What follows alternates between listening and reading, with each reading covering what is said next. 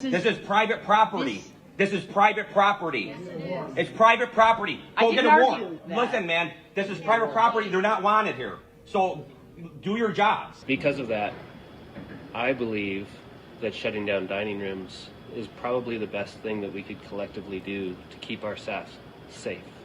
Get out! Get out! Get out! Get out! Get out! He's had COVID. He's had staff member have COVID as well. He believes in his staff and protecting his staff and the community and business as well. This was what Josh had to say, and then Josh will be coming up next in the next segment to kind of do housekeeping because I don't do Josh justice at all. Chef Josh Niernberg will be up next. You listen to this if you would, Brandon, and then we'll bid you good day after this. But here's what Chef Josh Niernberg had to say. Hey everybody, it's Josh Niernberg from Bin 707 Foodbar, Ben Burger, and Taco Party here in Grand Junction. At this point in the year in COVID, in our response, our pivots, everything else we've done, I've finally just come to the realization that whatever happens with our business, I am no longer in control of whether or not we stay in business.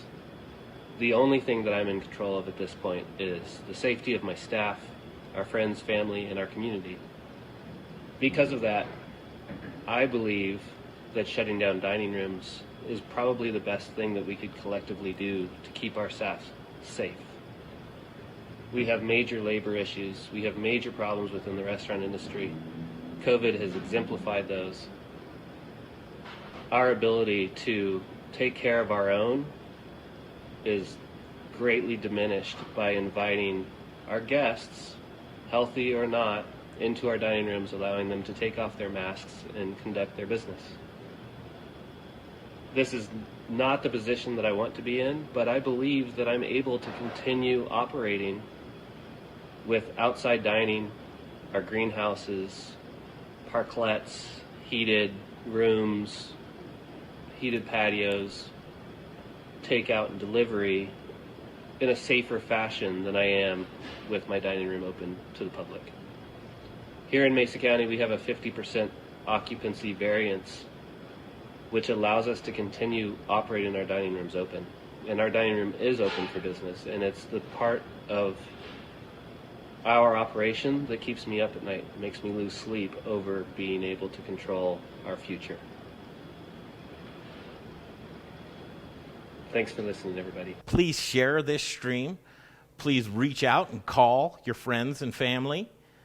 This needs to be heard, and he's standing by now. But next is Chef Josh Niernberg. Welcome back to the Modern Eater Show, Chef. Well, thanks for having me. How you guys doing? Man, I can't make ups and downs or rhymes or reasons of anything right now. And like I said to you last time that we talked on the telephone, you could convince me of anything right now, Chef. Leave dining rooms open, close dining rooms. Again, we're just the pneumatic tube where people are sounding off. There's one thing for certain. People are frustrated right now. And the answers aren't there, and the community seems to be kind of divided. And you see business owners gathering in Orchard Park, New York, and that's being frowned upon as well, not able to gather and communicate ideas with each other. So we're just trying to do that, communicate some ideas with each other here on the Modern Eater Show. And thank you for taking time so that we could have a conversation here today. So at first blush, what are we seeing right now, Chef? Man, I don't know what to tell you. Every day is a different day. We've all been pivoting for months, and it's just, I think all of us are a little scared right now. We've got the beauty of having a kind of nice weather this last weekend, but as soon as it gets cold, everyone's in trouble. And we're running out of help. We're running out of relief. It's far, far past time that we should have seen some relief. You guys heard what I said last week and what you and I had talked about a little bit. I think this is all caused by this lack of a top-down approach in addressing how we battle coronavirus. It's this bottom-up approach, and as soon as it goes bottom-up, it gets political. Then you're talking about local ordinances and governors undermining state, undermining federal, etc. It's just not a good answer, And on a local level, the mechanism doesn't exist to provide any sort of stimulus to keep us alive, to go alongside what it's trickled down to this bottom tier level to tell us what we are and are not able to do, because it never happened at the top. So now we're all in this really tough spot of how do we do what's best? And I just, for me, I don't have that answer yet. There's some things that I would like to do, but maybe they're right, maybe they're wrong. I don't know. Yeah, well, you've taken in a lot of information since March, and you're one of those guys that kind of just assesses the climate and triage when needed, but plans in place the best that you possibly can. We've got some time with you, as much as you can allow us to have, and I'd like to just go slow with this through March and what you've learned through outbreak within your restaurant, to contracting coronavirus itself, to today and where we're at, and folks that are looking for relief, and just really trying to figure out, what's the best that can be done right now. And again, I know you're speaking just for yourself, but I think your opinion for what you're going to be doing is very valid, and other folks, are interested in hearing it. So let's start back in March 17th when really the shutdowns took place, and walk us through what you've been doing as a business in Grand Junction. As of March 17th, I had dinner party, taco party, and Ben 707 Foodbar operating. Dinner party was a 50-seat private dining room that we hosted events several times a month, wine tasting dinners, pharmaceutical dinners, etc. Typically 5-course dinners. We're talking 2,000 square feet that sat 50 people. Apply COVID distancing to that, we can seat 15 people. Needless to say, dinner party was rendered completely useless as of mid-March. Taco party was quick service, well, still is, quick service, counter service, with a giant garage door for a window in the front of it. We essentially locked our dining room, opened that garage door, and did takeout and delivery through the shortage, or through the closures, and have continued to operate in the same fashion since. We really haven't done much different at Taco Party. Ben 707 Foodbar was lunch and dinner 7 days a week. It's currently dinner only 5 days a week. Beginning last Friday with the level red, we returned back to delivery, which we started last March as well. So we're doing delivery of dinner service only 5 days a week. For the first 2 months of the closures in March, we wrote a separate kind of family meal menu every day, in addition to our full a la carte menu that was available for takeout and delivery. We had a wine club, cocktail kits. We had some of our reserve bottles that we did limited releases to. We did some promotions where we were including glassware with wine purchases. Needless to say, we had a private dining room that was, again, useless, so we had inventory from that.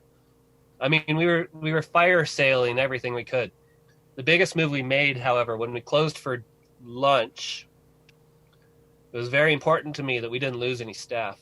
So the first move we made was to take all of the high-risk staff and put them in the dinner party space, which was closed, and start converting that space into Ben Burger, which is now a counter service burger shop adjacent to Taco Party. So the two spaces use the same POS. The same physical address, but two separate kitchens and two separate rooms. We then took our lunch menu and turned that into, kind of edited that down into something that would travel well, and then reopened Ben Burger with the lunch menu from Ben 707 Foodbar, keeping 100% of our staff employed. Fast forward to the reopenings, we had amended liquor license for Ben 707 Foodbar, so we licensed about 150, 200 linear feet of sidewalk space in front of Ben, and we literally brought our entire dining room outside every day and moved it back inside at the end of service, and served close to the same revenue that we were previously doing for a couple of months in the midsummer. We then invested in greenhouses.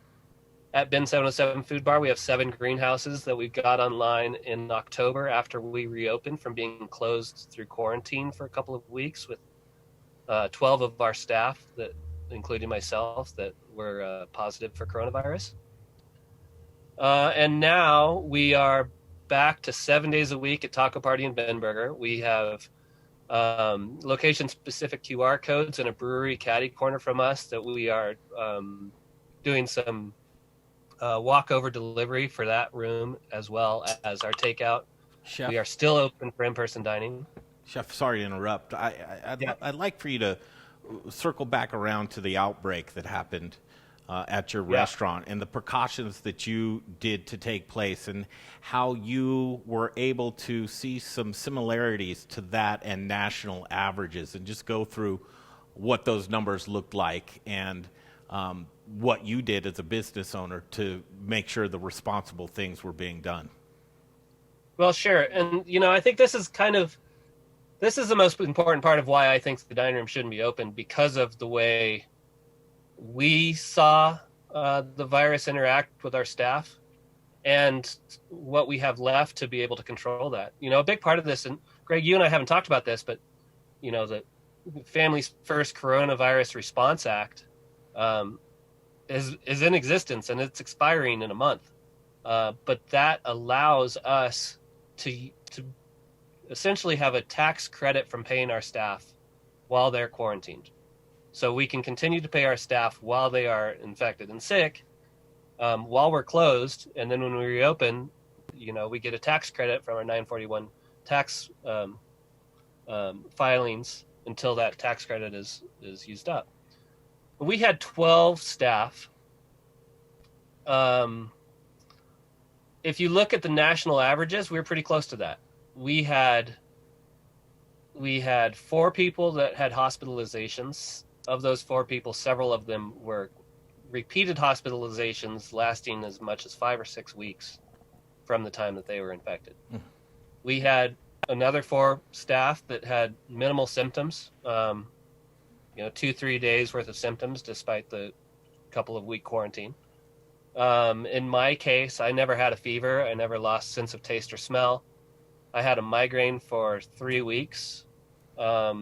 As that headache started to subside, I realized I was left with what everyone's calling COVID fog, which is some memory loss and confusion and that kind of stuff, but also weird stuff like rashes, tingly fingers, just a different set of symptoms. And that's kind of been the most difficult for me, because as I get tired or stressed or what have you, those symptoms come back. So now it's been 2 months since I was sick, and I'm just getting back to normal. Like you had mentioned, I'm just now even kind of talking about it for the first time. We had, 1 degree of separation with some of our staff that infected some of their elderly family, and we had 1 fatality from that. So looking at that as a sort of 1 in 10 scenario, 4 of us were sick, 4 of us weren't sick, 2 of us were asymptomatic.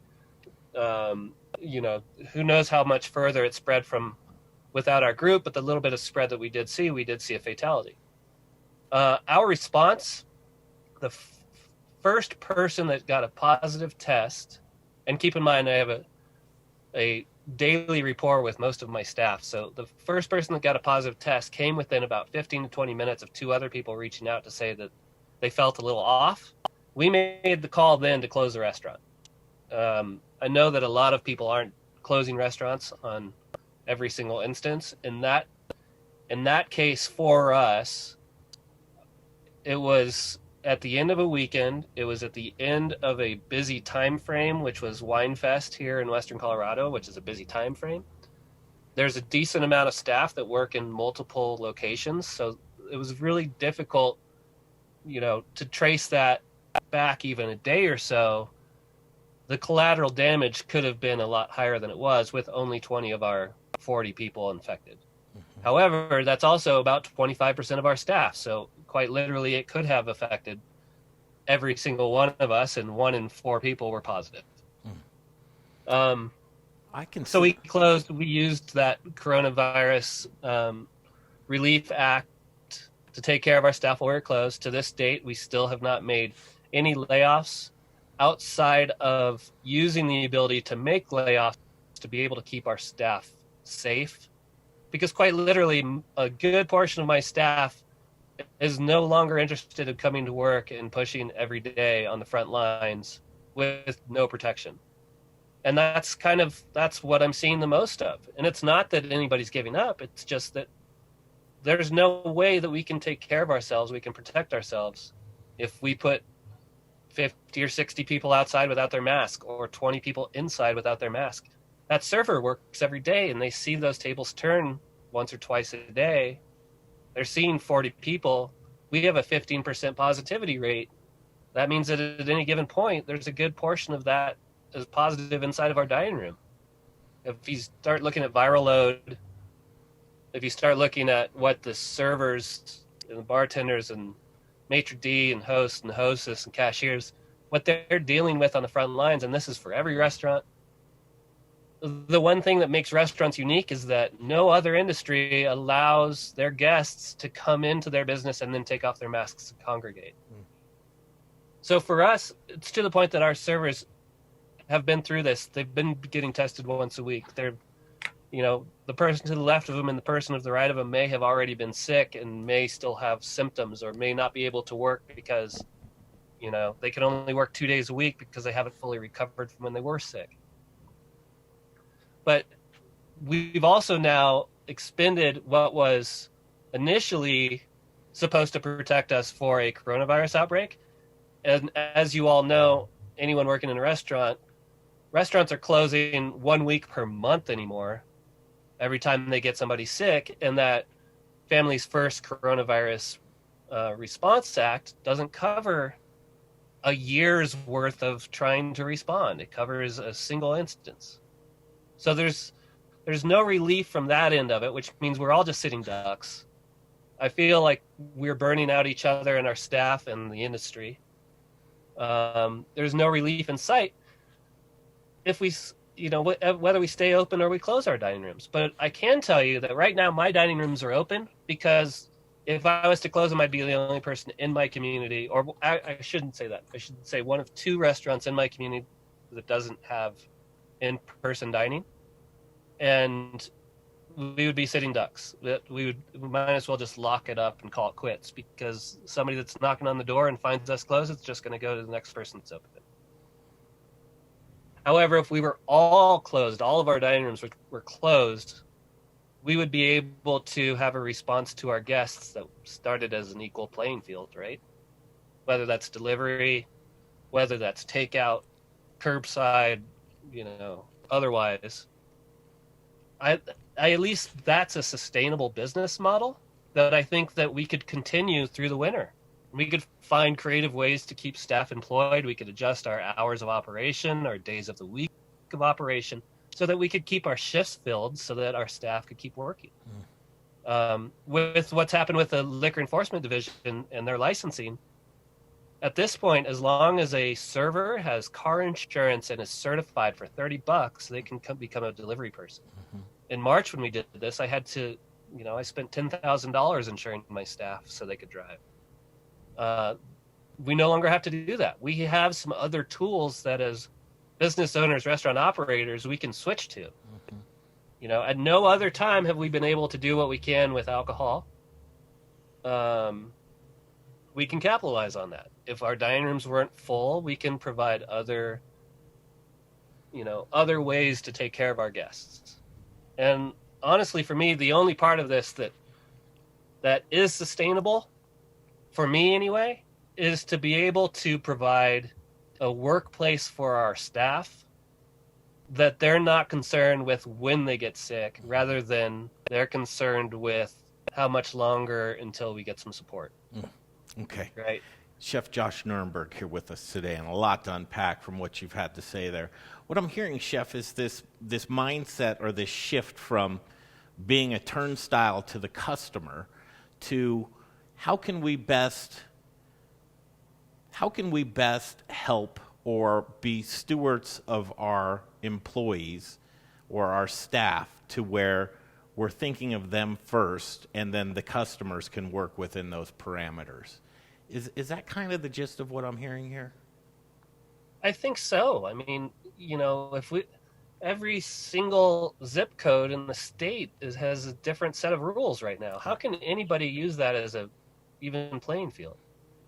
And I keep coming from Western Colorado. It's not that we have, thousands and thousands of people in the hospitality industry. We have a very small group of people in the hospitality industry, and nobody's wanting to get into that industry right now. So that's a burnout scenario. That say we financially make it through this, say we keep customers open or closed, there's not going to be a workforce on the other end of this if we continue. And that's not just for where I am, that's most of the state. Yeah. So concentrating on just a few things and doing them very well and having this consensus, and again, I would love all restaurant owners to respond to this and give us feedback about it. You have a variance in Grand Junction, and that variance is what again, 50% capacity or?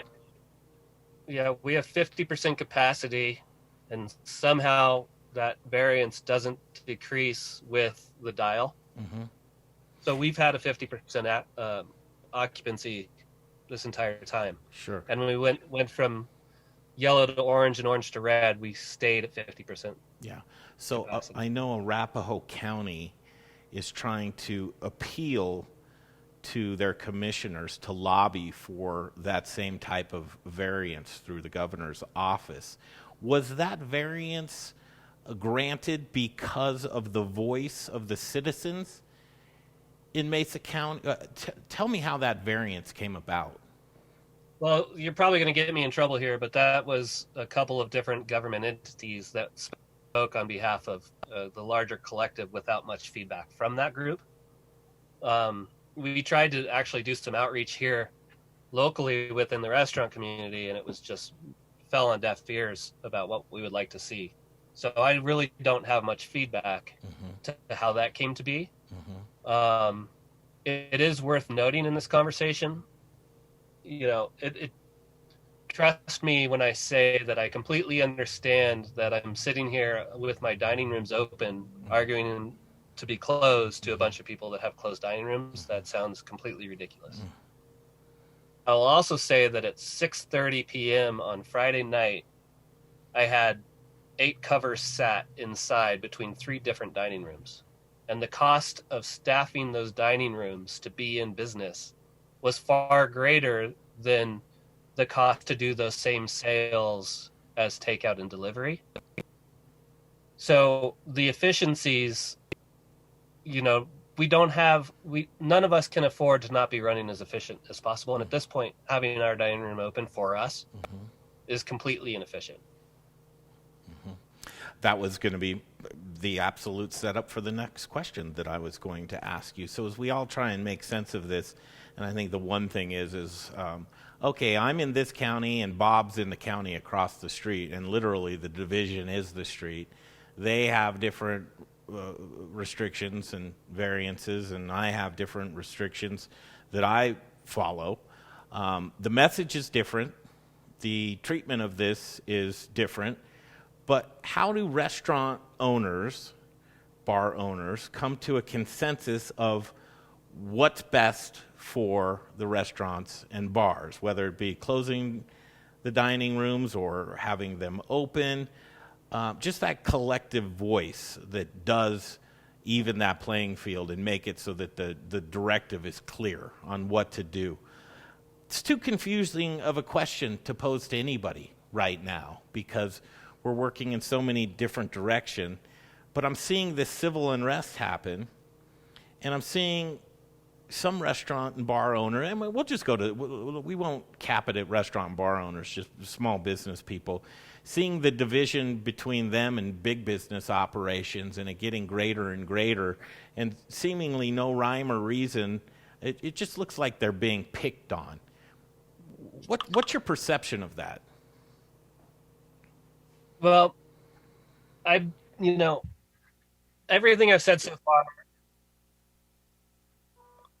what I've said so far has been completely my opinion of what I think we should collectively be doing. But Carolyn and I had a conversation last week about this, and I'm not trying to be a spokesperson for the industry. I'm just trying to share what I've come to the conclusion of through my own instances. Mm-hmm.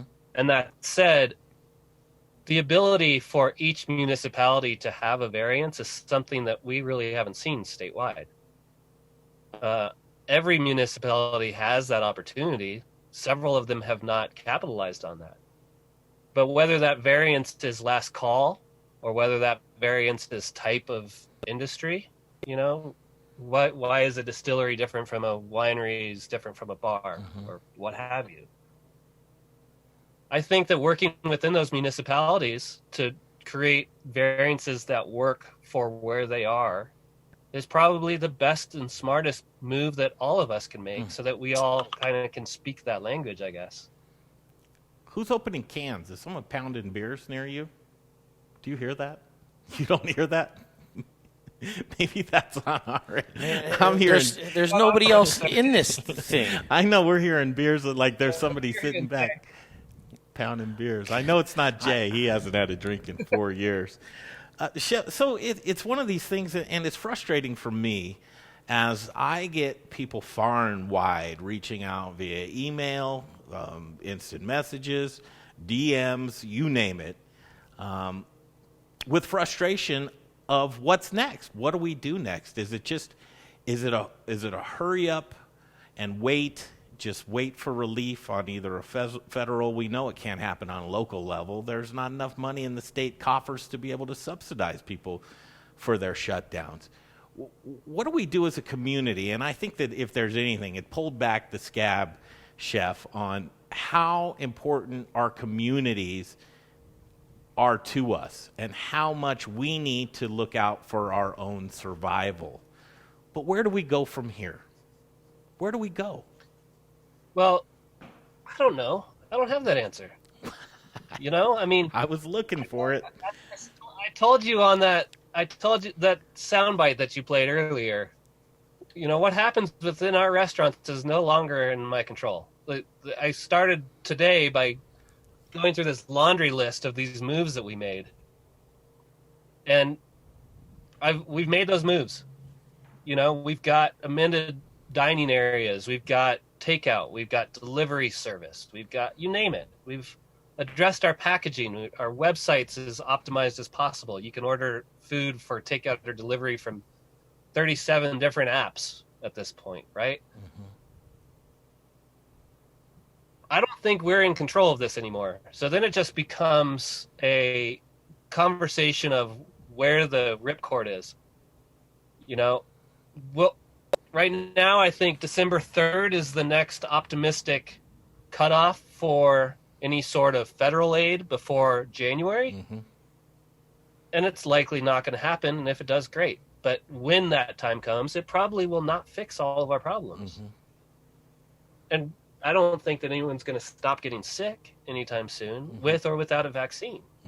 Mm-hmm. If I've learned one thing from being in Mesa County, we got coronavirus 3 weeks ago, right? We've been playing this game for a year. It just got ugly 3 weeks ago for the first time.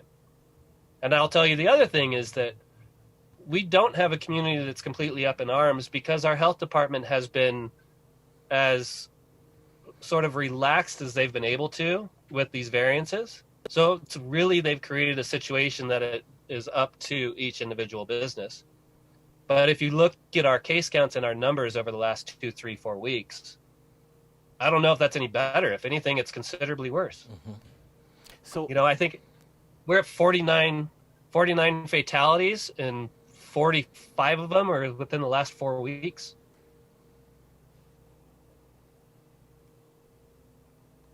So, as we look into the next chapter of this, and you talk about a little bit of loosened regulations there in Mesa County, and you've been through all aspects with an outbreak, contracting coronavirus itself, exposing your family to it. Staff's very important to you as well as your business too.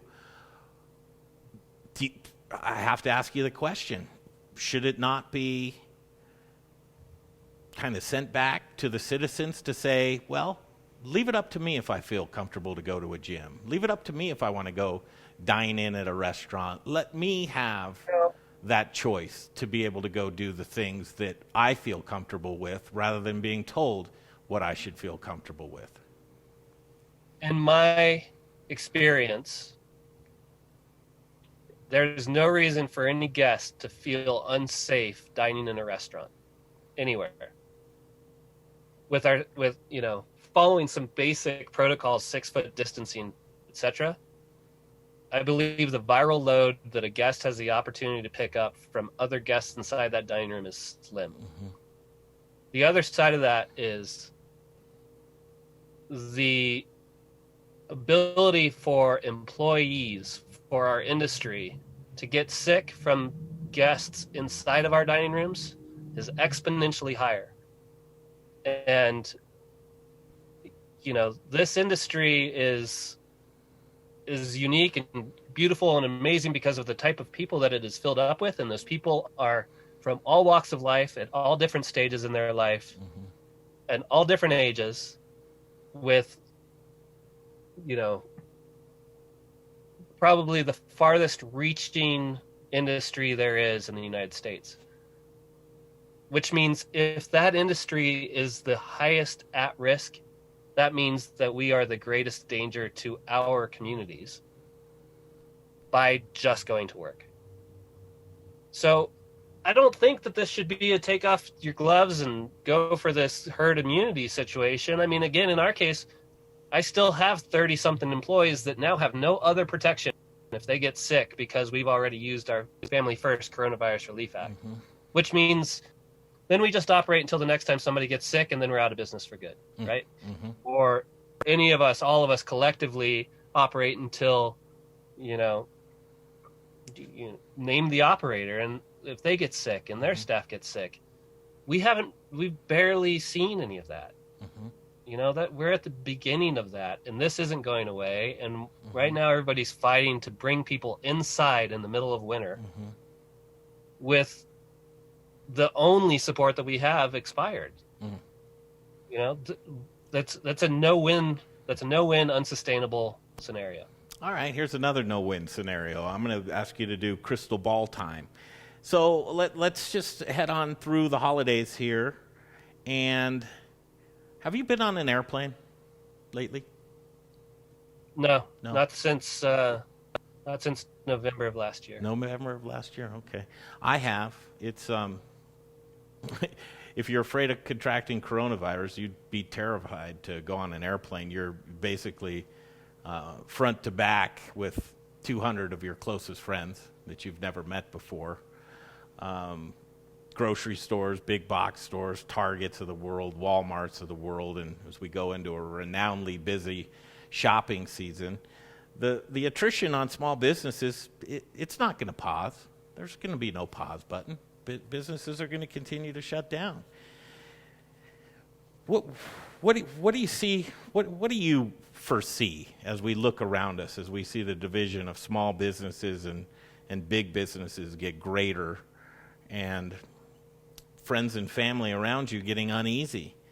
What can you imagine if it goes at this pace? What can we anticipate seeing? I don't know. There's a lot of expensive real estate propped up with a lot of restaurants that nobody can eat in right now. Mm-hmm. Economically speaking, we haven't seen the crash that we should have seen. Mm-hmm. Which means that it's still too early to even have this conversation, but it doesn't end well. Mm-hmm. I mean, let's say we make it 4 months from now with no more stimulus and no vaccine readily available. And that 4 months, that's a really optimistic time frame. It's probably a couple years. If we make it 4 months, what's the collateral damage of restaurants that can't make it through winter? From where we are now, I could only speculate that it's at least 50%, at least. So then if 50% of the real estate that's occupied by restaurants nationwide no longer has operator in that real estate, then the real estate market crashes. We all remember what happened the last time the real estate market crashed. But I believe if that happens this time, it's going to be a permanent deal because people are not ever going to go back and bet on restaurants again. And we've all figured out how to sell our goods remotely and work from our couches. So what does that do for the real estate industry? Yeah, sure, we can fill an airplane, and airplanes have far more high-tech air handling scrubbers for a bunch of people within masks than any of our dining rooms do. So there is a little bit of truth to that, I believe. I mean, so I've been told, so I've read. But if the people aren't flying, it doesn't matter anyway. Yeah. If people can't afford to fly because the money from the real estate industry or the economy can't afford those tickets anymore. Yeah. Bezos will get... This isn't an optimistic outlook, but the point is, it is far too late for Congress to have not acted. And when they do, I don't think it's going to be enough. And when they do, it'll probably be the first of many, which means that the entire hospitality industry is looking to the government to prop us off for the foreseeable future. Wow. It's going to get interesting. Boy, and it sure has been interesting. What's your backup plan, man, as we enter a time to where there's probably only going to be breadsticks and Olive Gardens and, Jeff Bezos. In-N-Outs. Don't forget In-N-Outs. In-N-Outs, that's right. What's your backup plan, man? Do you have any other skills? I'm getting pretty good at putting out burgers quickly through orders that come out of a printer. Yeah, I'll bet you are. Okay, let's leave this on a positive note. You do such great creative things. Jay's playing a side-by-side of the glory days, back when the dining room was full. We'd come visit you, and man, I look at this right now, and I almost it's just so sad. It's just terribly sad. What's going on with you? What kind of things are you guys doing creatively? What can people expect from you? Are you doing Thanksgiving dinners, alcohol to go? I know you are. What cool stuff's happening there in Grand Junction? No, we're trying to stay out of the holiday game. There's a decent amount of places that want to be in the holiday game. We've done everything we can to keep our staff as comfortable as possible, and I firmly believe that we should be closed for the holidays. So we're not getting into that game. Are you going to close? We're closed for Thanksgiving. We're closed for Christmas. Good. Well, if we lose our variance, we may close for a week in between. From creativity side, I'm on social over the last couple of days. I've posted some food photos, which is staging for our websites. I mean, we spent 6 months staging food photos into takeout boxes. What's up with the wine project, though? You said you had something cool that's coming up. Well, Garrett from Carlson Vineyards and the couple of the bin crew and our friends from Consume and Create all kind of partnered together to launch this wine brand called High Desert Wine Lab. That was 2-3 years ago. Sweet. And Ben has always been pretty early adapter, if you will, to different wine trends. So, we were really early with orange, with natty, with all that stuff. And I think I believe that wine is an agricultural product rather than a luxury product. And I think that Garrett shares those beliefs. So he's taken that opportunity to explore some orange wine with Colorado grapes. And I think that picture was one of the first samples of it. It's pretty exciting. How was it? It was killer. It was awesome. It was like opening a bag of dried apricot. It was such a unique, interesting aroma, but the balance and the mouthfeel was just awesome. But if that continues to function as it has been, hopefully we'll see those in bottles within the next couple of months. Out of his tasting rooms and out of our restaurants, and if it's successful, we'll go from there. But it's that's why we're here. We're in Western Colorado, so we can play with produce. So we've got access to grapes and wine and everything else, and no matter what, that's still what's driving our menu. That's all I want to talk to you about. I don't want to talk to you about this crap. I want to talk to you about food and the taste of your region and how you source stuff. And, there's one thing about you, though, Chef. I admire you fully, and it's not about you. It's about the people around you that have propped you up for years, because it takes a team.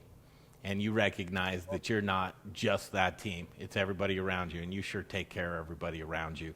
You exemplify community, and I think that if we can just look at what you're doing in a microcosm and make that bigger, that we've got it licked. I don't know how to get there, though, but I'm going to try and figure it out.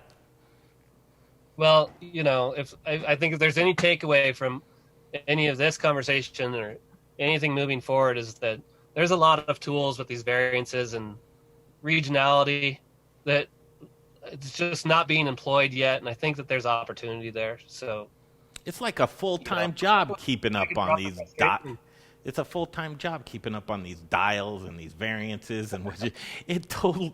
It is, and I have no idea how you have such a great grasp of it. And if this is you with a cloudy mind and a little foggy, man, I don't know. You run circles around me any time of the day. Much love and respect. You and your beautiful family, keep kicking, man, and just do what Josh does, man. Keep it going. Well, thanks, Greg. Thanks for the kind words, and thanks, Jay, and thank you guys for doing what you do. Hang in there. Keep telling the story. Yeah, you bet, man. No answer. I wish I had answers. I don't. All we can do is be a pneumatic tube for people to come in and hold this conversation. So thanks for your time today. Yeah, absolutely. Have a good one. Take care, guys. You too, Chef Josh Niernberg.